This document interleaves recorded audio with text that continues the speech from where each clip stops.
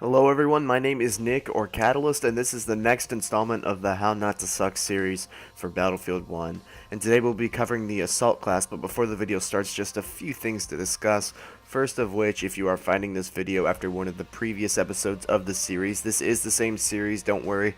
I have just recently rebranded, so Legendary Inc. and Catalyst HD are one in the same. Hope you guys like all the new channel art and logos and intro and all that. I haven't really gotten a chance to talk to you since the rebrand, and I'm really personally pleased with it, so I hope you guys are as well.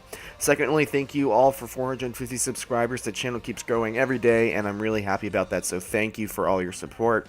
Also, a question for you all. I've obviously been trying to stream a bit more now that I'm back at school and I have the internet to do so, so leave a comment in the comment section about what times and what games you think I should stream, because I really cherish getting to talk to you all and meet you all, so I want to know when and what, so I can connect with as many of you guys as I can. And speaking of streams, the match that we were supposed to have last night against Blue Devils got canceled. They pulled out of the game literally about 30 minutes before the game was supposed to begin, because they couldn't get enough players, so that was really disappointing. But we have another match tonight, but I'll tell you about that at the end of the video. And lastly, as with every episode in the series, for those of you who are new to the channel, I give a little rundown on why you should trust what I'm saying, even if it gets me hate for doing so. And my reasoning behind this is that there are a lot of guides on YouTube that you can click on, and each one can give you a different set of information, albeit some consistencies. So I usually give you guys a little background on myself and tell you all some of my stats so that you can trust what I'm saying can truly help you. Again, this is not to glorify my stats, this is just to establish a little bit of credibility for a channel that isn't the biggest size. Giggity. Anyways, I'm ranked top 25 in the United States for score per minute on PlayStation 4, and I was a peak rank of 13th in skill in the United States. I have a 2.6 kill death ratio, an average about 2 kills per minute, and 33 a game. But most importantly for this video, the Assault class is my class of choice for almost all competitive outings. So I have spent a considerable amount of time with the Assault class over the past few months. Now it is important to mention that in a few weeks time, DICE will implement a time to kill patch that will drastically change the game, and once that patch comes out, I will make a video about the changes and how it affects everything in the game. But for right now, let's get into the video, how not to suck at the Assault class in Battlefield 1.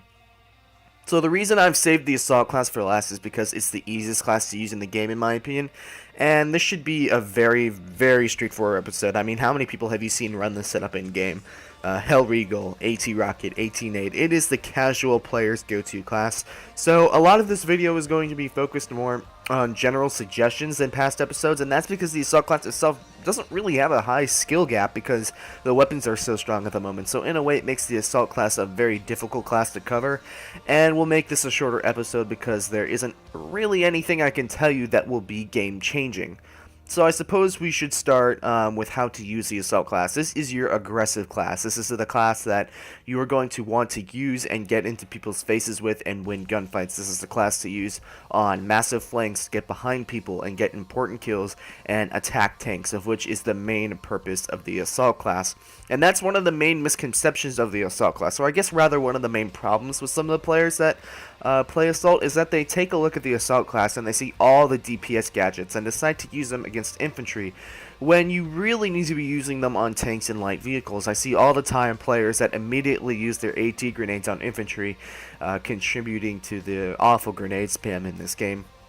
When there is a tank that is just down the street that could be easily taken out, or over the hill, or just around the corner. So I would suggest you all to not use your AT grenades against infantry if you can help it. I know that it's very tempting, and I encourage you to use them if you know that there are people in a room per se, but if you are throwing them into an area on the off chance that an enemy is in a particular place, you are wasting your grenades. Aside from that, the Assault class is, like I said, a class purely dedicated to getting kills on the front lines. Do not use the AT Rocket as a long-range explosive sniper in the furthest part of the map.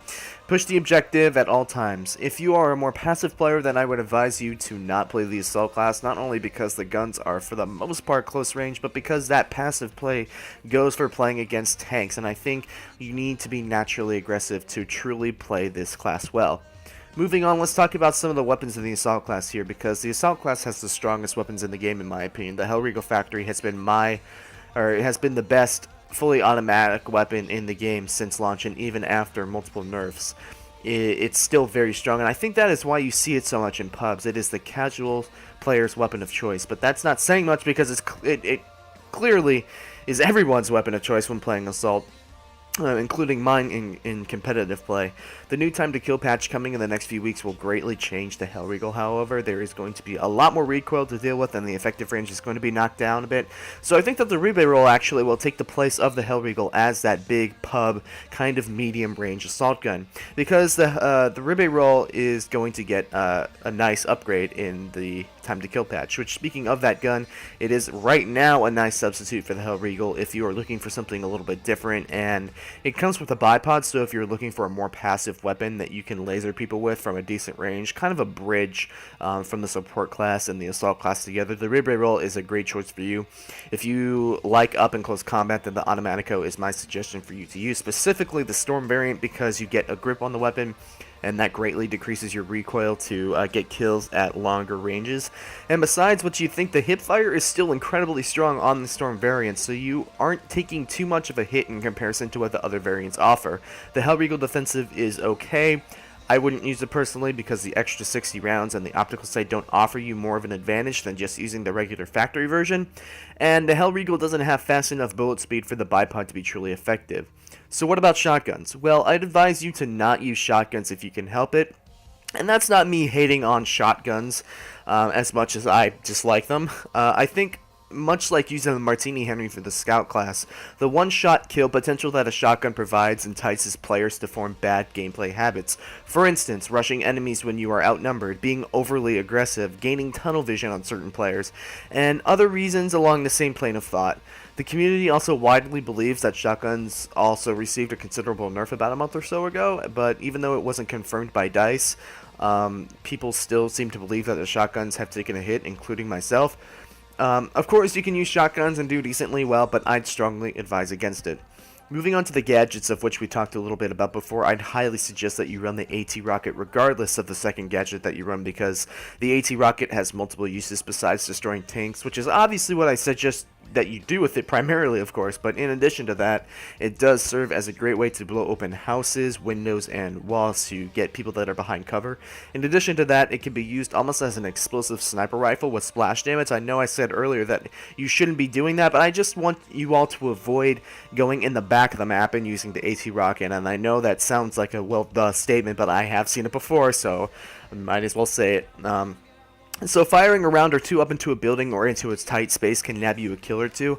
I just suggest that you don't use all 4 rounds if you decide to do that, just in case a tank comes rolling by seconds later. Before I started playing Battlefield 1 competitively, I used to run the AT grenades as well, because they do a lot of damage on vehicles, so if you plan on using gadgets strictly for vehicle damage, then I would suggest that you use the AT rocket and the AT grenade. But since I started playing competitively, I started using dynamite more and more, and now I think that it is the gadget that you want to use in replacement of AT grenades, if your reason for using the AT grenades was to get infantry kills. Dynamite is incredibly strong in this game, and I think that using it offers a great balance to your assault class kit, because I think that you need damage at all ranges, so having an AT rocket and dynamite offers you vehicular damage at long and close ranges. I do not suggest running AT mines because they take away a slot that you can use for one of the other more useful gadgets, and plus I think that the AT mines personally take too much time to go and find a good place to put them down on the off chance that a tank happens to run across them, and if they get spawned by infantry, they're going to get blown up anyways, and then it ends up just kind of being a waste.